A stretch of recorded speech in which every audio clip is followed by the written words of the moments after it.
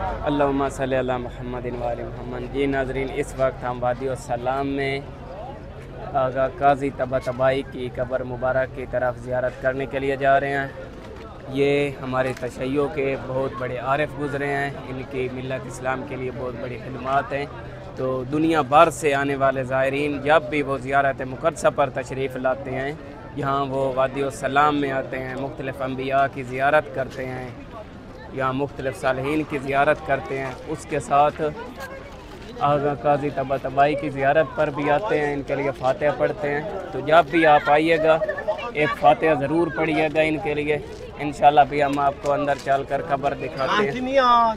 ये वादी सलाम की कब्रें हैं, जैसे कि हम कब्रिस्तान पहले आपको दिखा चुके हैं। हाँ, बहुत अंधेरा था, रोशनियाँ भी नहीं थी, लेकिन यहाँ मुख्तलिफ़ ज़ायरीन की आमदोरफ़्त होती है, फ़ातिहा के लिए आते हैं। तो यहाँ आपको चिराग नज़र आएगा, तो इंशाअल्लाह हम ज़ियारत करते हैं जाकर।